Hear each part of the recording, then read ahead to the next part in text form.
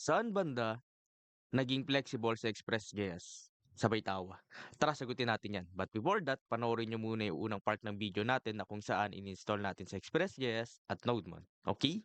So, para mas maintindihan natin kung bakit naging flexible sa Express.js, i-compare natin siya sa mga frameworks or sa mga opinionated, frameworks. So, for now ang iko-compare natin siya is sa Laravel framework na in-install ko ngayon 'no. Makikita niyo dito sa screen ko pare 'no, so ito yung Laravel applications 'no. So, bale naka-run na rin siya, naka-PHP Artisan Serve and anything 'no. So, kung mapapansin niyo dito pare 'no, naka-configure na halos lahat ng pangangailangan niyo sa Laravel framework. If you need, database 'no, so naka-install na rin yung database, naka-configure na yung mga database and stuff 'no. So, for now ang pre-default niya is MySQL. No, pero puwede niyo 'to palitan ng SQL or puwede niyo rin 'to palitan ng Postgres SQL 'no. So, para malaman niyo if ano yung mga naka-install na database dito sa ating Laravel 'no, all you need to do is pumunta dito sa config and database.php and makikita niyo na rito kung, anong mga, ah, database na pre-built na puwede nating gamitin dito sa ating Laravel framework 'no. So diyan mapapansin ninyo meron na ditong MySQL, meron ng PGSQL, SQL Server and anything 'no. So that's it pare 'no. Kumbaga naka-configure na halos lahat yung pangangailangan mo.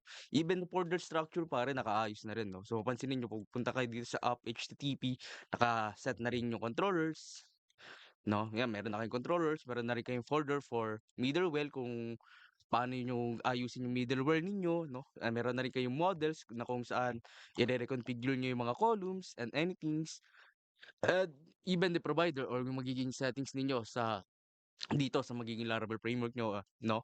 So, and mapapansin ninyo 'no, meron na rin kayong configure na factories kung if familiar kayo sa mga factories 'no, na magkakaroon tayo ng Faker and anything na naka-install na rin dito and nakaayos na rin. Yan, mapapansin ninyo 'di ba may Faker na rin tayo, then meron na rin tayong naka-pre-configure na database and anything 'no, sa migrations.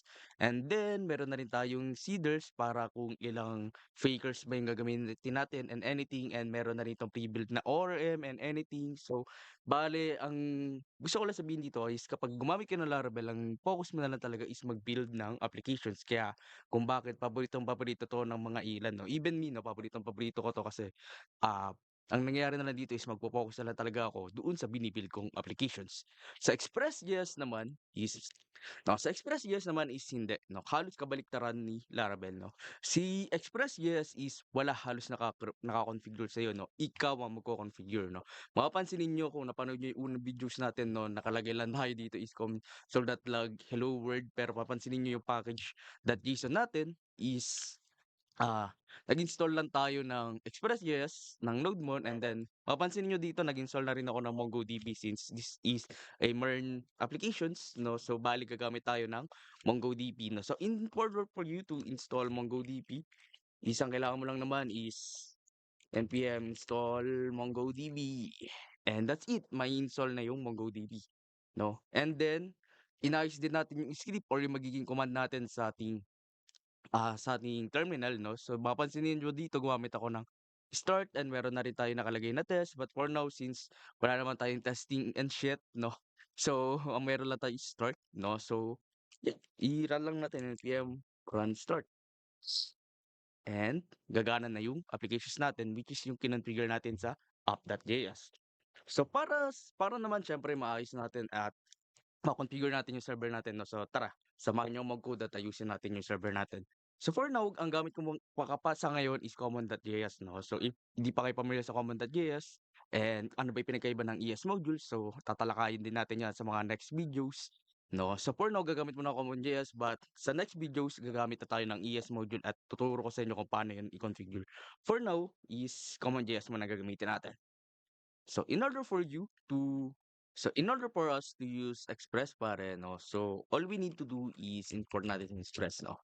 Const express equals to require express.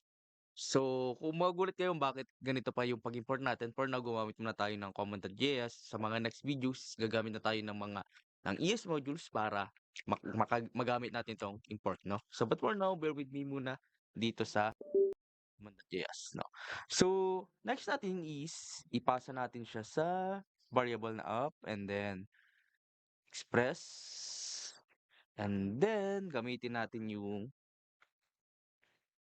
express.json para doon sa status natin mamaya 'no. So next is create tayo ng function, pangalan na lang natin na server testing, and then lagay tayo ng rec and rest 'no. So rec is equals to request and rest is response, and then mag-return natin siya ng rest.send, rest.status, sorry, status ng 200 since 200 naman natin 'to, in-expect natin na pasado siya. Then .json, tapos lagyan na lang tayo siguro message,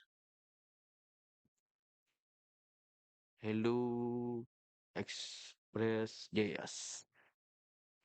And for that, create tayo ng,